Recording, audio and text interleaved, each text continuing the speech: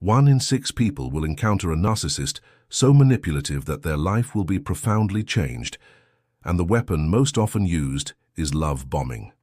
Think about that. 1 in 6. That means in a group of friends, a family, or even a workplace, someone is right now being trapped in this seductive storm of affection that feels like destiny, but is designed for control. Studies from the National Institute of Mental Health show that victims of narcissistic relationships are up to 60% more likely to suffer long-term anxiety, depression, and even symptoms of PTSD. And it all begins with this so-called overwhelming love. But here's the cruel trick.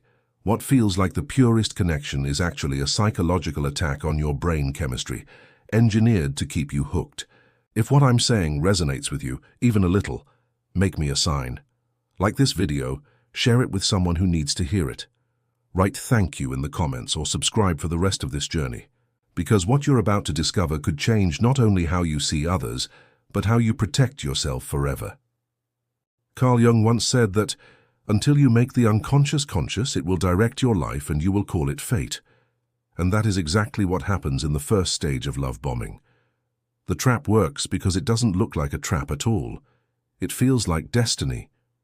Research from the University of Chicago shows that when people fall in love, the brain activates the same regions as it does with addictive substances like cocaine. Dopamine levels can increase by up to 50% in those first weeks of passion. You are not imagining it when you feel high on someone's attention.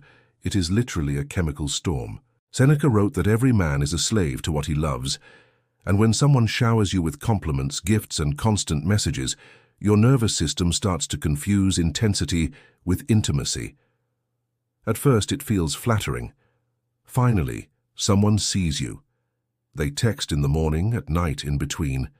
They say words like soulmate or meant to be within days. Sigmund Freud noted that when we are idealized, our ego expands rapidly, and we mistake this external projection for authentic connection. You may ask yourself, why does it feel so overwhelming, so different from anything before? That's the design. Studies in social psychology reveal that intermittent reinforcement, the mix of extreme attention and sudden silence, creates one of the strongest emotional bonds, stronger even than steady affection. It is the same principle used in gambling. The unpredictability keeps you hooked. Think about it. If you've ever waited for a message that didn't come, your mind raced, your heart pounded. And when it finally did arrive, the relief was intoxicating. That cycle wires your brain to crave more. The philosopher Nietzsche warned that man would rather will nothingness than not will, meaning we'd rather endure chaos than face emptiness. In the context of love bombing, your brain interprets chaos as proof of depth.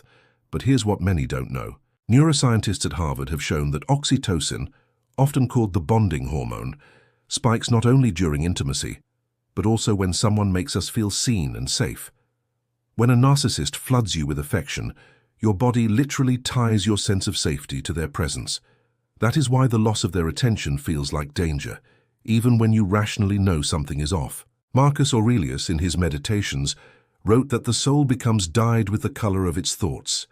If all your thoughts become wrapped around this person, soon your sense of self is dyed in their colors, not your own. You may be wondering, how can something that feels so extraordinary be manipulation? Isn't it possible they just love intensely? That question is the first sign you are inside the trap. Healthy love grows steadily. It builds trust over time. Love bombing rushes past the natural stages of connection. Studies in relationship psychology confirm that couples who commit within days or weeks have a much higher likelihood of breaking apart or falling into toxic cycles compared to those who let attachment grow gradually. The urgency is not a sign of destiny. It is a tactic. Socrates once said that the unexamined life is not worth living. In this case, the unexamined relationship can become a prison before you even realize the door has closed. Imagine standing in a spotlight. At first it warms you, makes you feel alive. But stand too long and you realize it blinds you, isolates you, and hides what lies in the shadows. That is what love bombing does. It places you under a light so bright you cannot see the darkness waiting behind it. The trap is not just emotional, it is neurological, philosophical, and existential. Once you recognize that, The illusion begins to crack, and when you see it clearly, you are no longer seduced by the idea of destiny. You start to see the architecture of manipulation itself. Friedrich Nietzsche once said, "Whoever fights monsters should see to it that in the process he does not become a monster." This warning is striking when we examine the motives behind love bombing.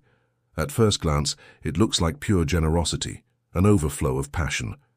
But beneath the surface lies a carefully hidden agenda. Psychologists studying narcissistic behavior estimate that nearly 6% of the population has narcissistic personality traits strong enough to cause harm. That might seem like a small number, but in real terms, it means millions of people across the world use affection not as a gift, but as a weapon. Why do they do it? Because excessive affection is the fastest way to bypass your defenses. When someone showers you with love, your rational mind quiets down. Descartes wrote, "The greatest minds are capable of the greatest vices as well as the greatest virtues." In the hands of a manipulator, intelligence transforms into strategy. By flooding you with praise, attention, and promises, the narcissist is mapping your vulnerabilities. What makes you light up? What makes you soften? Each compliment is not just flattery, it is data collection. Freud believed that human beings carry a deep hunger for validation, rooted in childhood experiences. We crave to be fully seen, fully valued. The narcissist knows this hunger better than you know it yourself. By exaggerating their affection, they create a mirror of your ideal self. Suddenly you feel irresistible, powerful, chosen. But here lies the agenda. It is not about you, it is about control. Carl Jung warned that people don't see others as they are, but as they project themselves. When a narcissist tells you you're perfect, what they really mean is that you're moldable. Studies in emotional abuse show that the more intensely affection is given at the start, the more likely it will be withdrawn later as punishment. It's a pattern known as the pedestal and the fall. At first you are the center of their universe. Then slowly they begin to criticize, withdraw, compare you to others. What felt like destiny becomes confusion. Neuroscience explains why this shift is so destabilizing. The brain releases dopamine during love bombing, but when affection is suddenly removed, dopamine crashes, leading to anxiety, obsession, and emotional dependency. It's not an accident, it's conditioning. Think of a magician. The trick only works because your attention is drawn to one hand, while the other hides the secret. Excessive affection is the magician's flourish. While you're dazzled, the narcissist is securing your trust, testing boundaries, and anchoring themselves into your emotional world. Seneca, the Stoic philosopher, taught that true love is measured not by intensity, but by constancy. Anything that feels overwhelming at first is suspect. The narcissist knows you don't expect danger from kindness. That is their genius. They weaponize what we most long for. Consider a real example. Marilyn Monroe, adored by millions, often spoke of how attention never felt real to her. She once confessed, "People had a habit of looking at me as if I were a mirror instead of a person." This is exactly how love bombing functions. You're not loved for who you are, but for how well you reflect the narcissist's fantasy. And when you no longer serve the reflection, the affection evaporates. You may wonder, do they consciously plan this? In some cases, yes. In others, it's instinctive, a survival mechanism. Many narcissists repeat this cycle with every partner, not because they love too much, but because they cannot sustain authentic intimacy. They replace depth with intensity, presence with performance. As Jung would argue, what they deny in themselves, the emptiness, the fragility, they project onto others using affection as both mask and weapon. The hidden agenda is simple but devastating. To bind you quickly, so leaving feels impossible. By the time the affection slows, you're already entangled. What once felt like destiny now feels like dependence.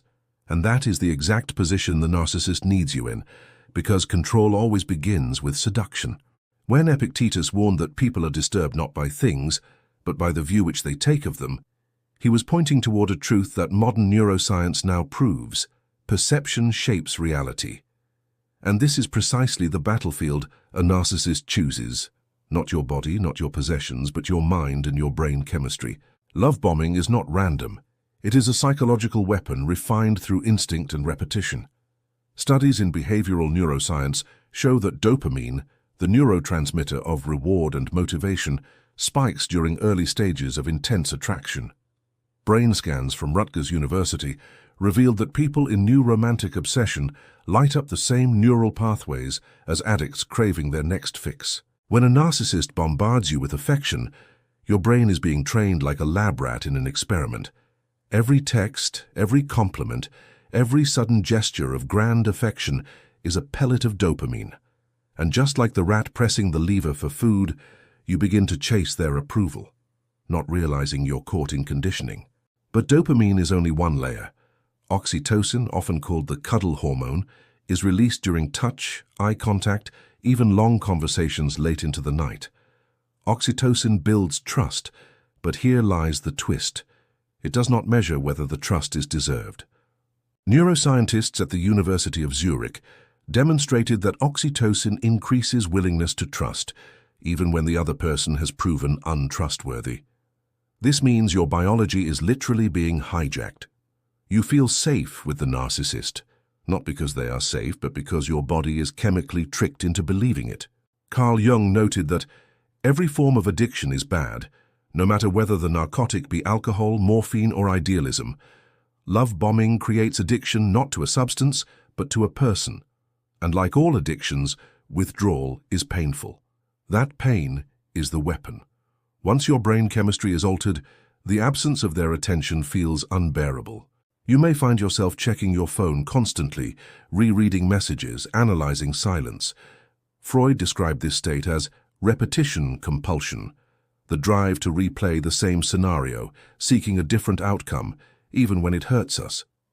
To make it worse, narcissists instinctively use another weapon, variable reinforcement. Psychologists discovered that rewards given unpredictably create the strongest behavioral bonds. Casinos thrive on this principle. You never know when the jackpot will hit, so you keep pulling the lever. Narcissists apply the same logic. Sometimes they respond instantly. Sometimes they vanish for hours, sometimes they return with overwhelming affection. The unpredictability keeps your brain in a constant state of alert.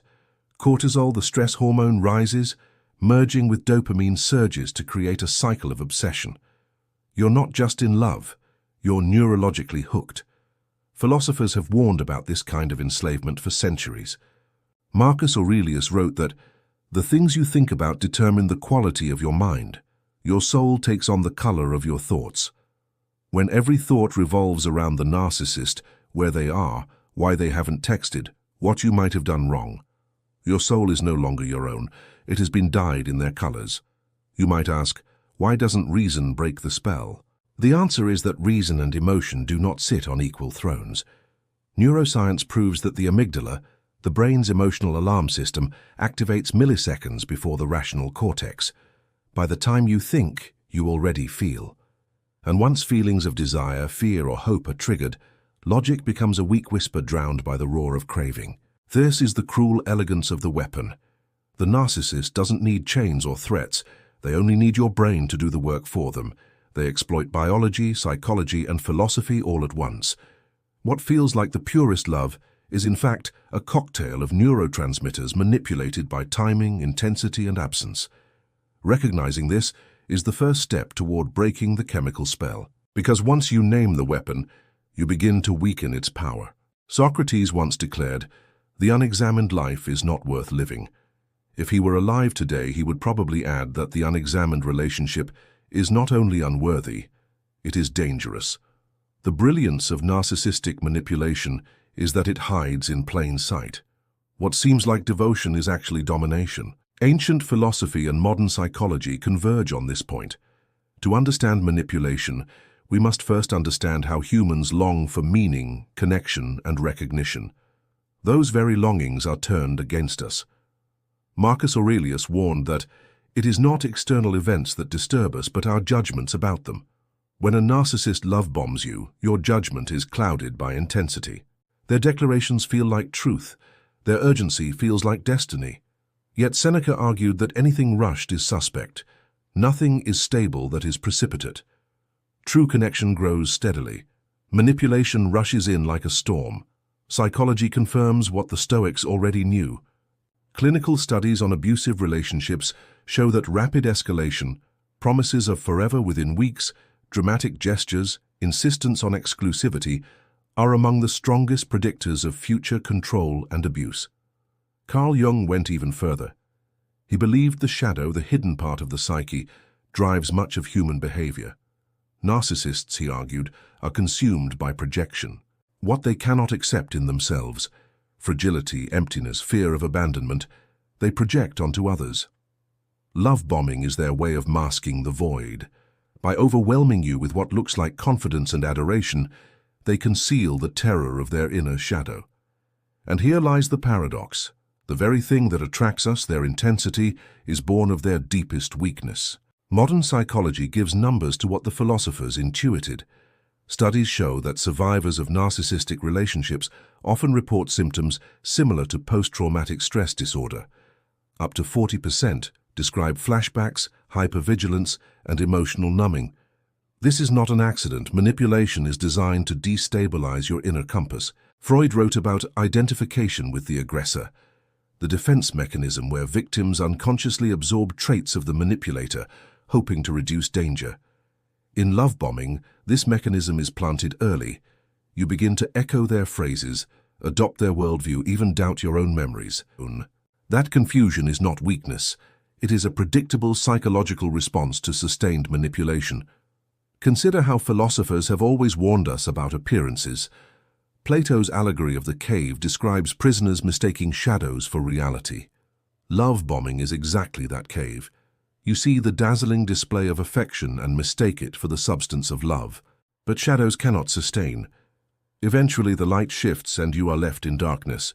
Modern neuroscience mirrors this allegory. Studies on cognitive dissonance show that when people face evidence that contradicts their belief, they say they love me, but they also hurt me. The brain works harder to defend the belief than to face the truth. This is why many victims stay, not because they don't see the red flags, but because the cost of admitting the truth feels unbearable.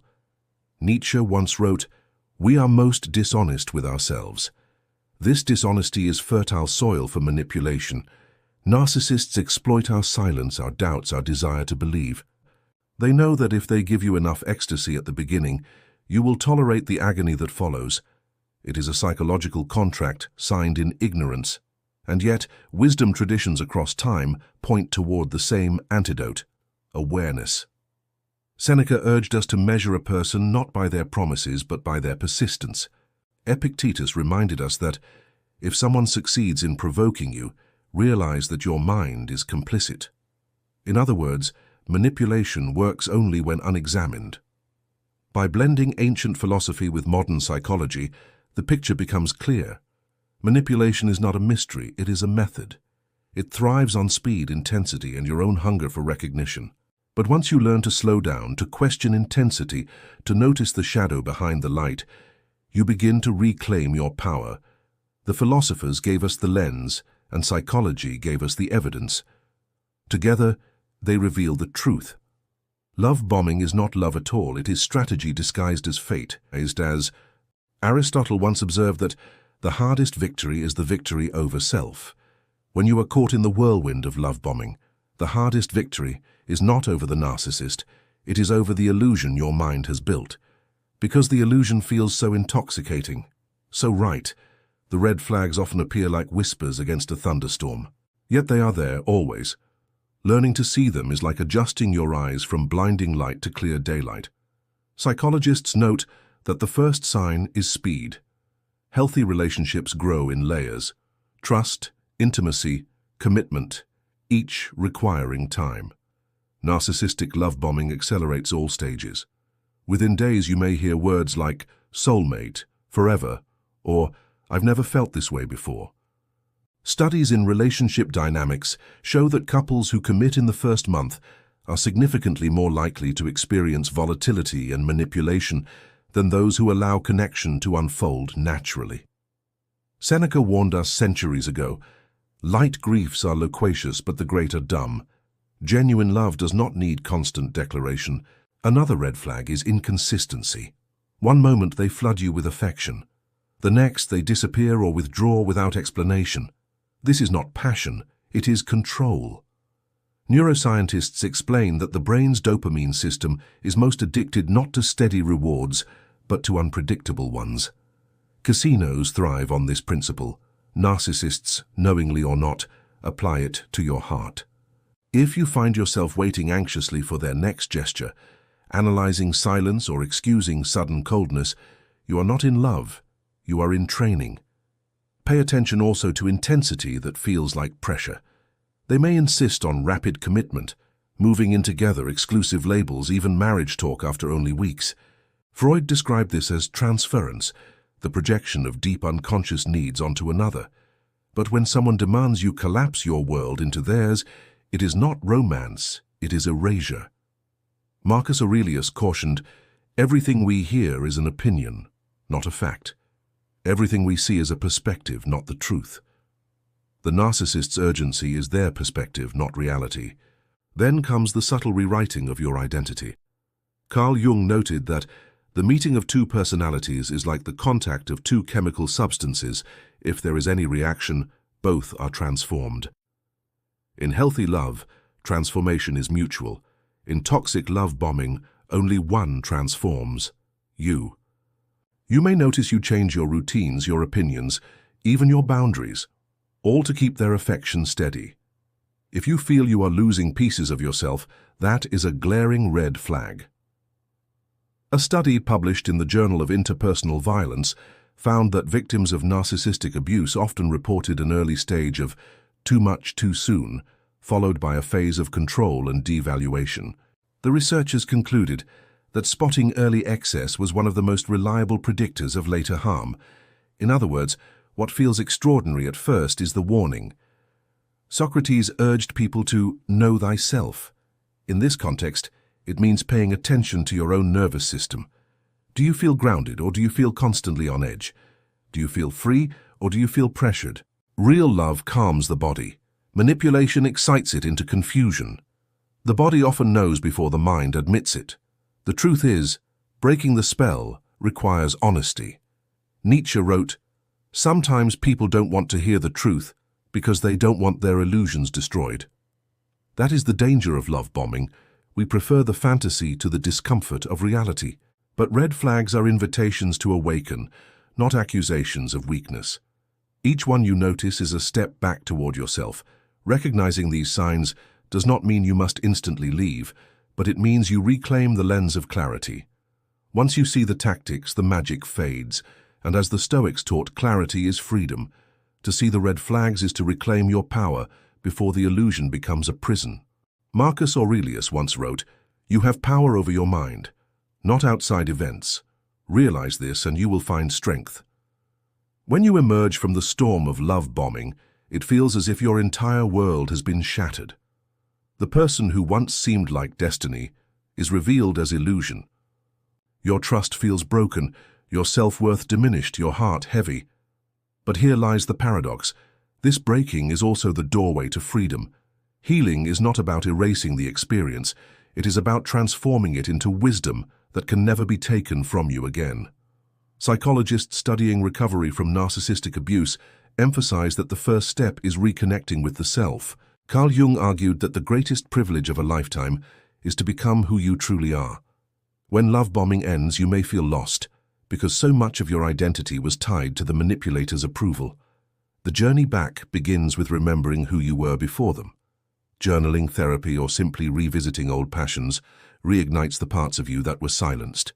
Studies have shown that survivors who re-engage in creative or physical activities recover faster from trauma, because these actions rebuild autonomy and self-expression.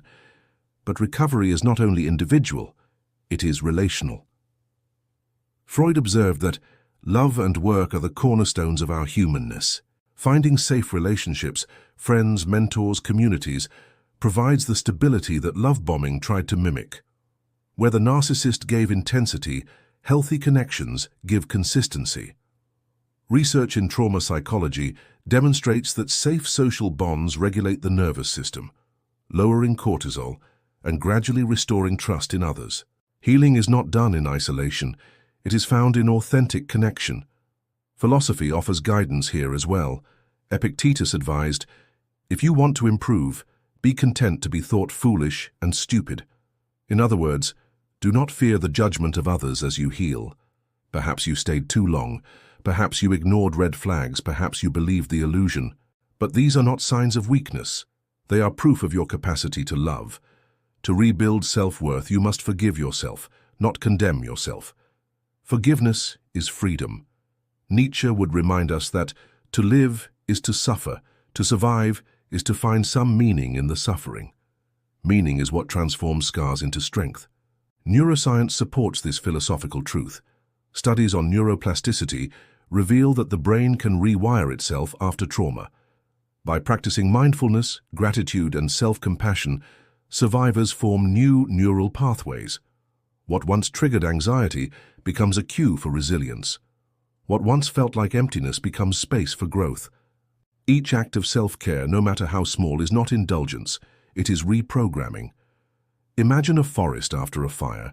At first it seems dead, blackened, but beneath the ash, new life begins. Seeds crack open, soil enriches, growth returns stronger.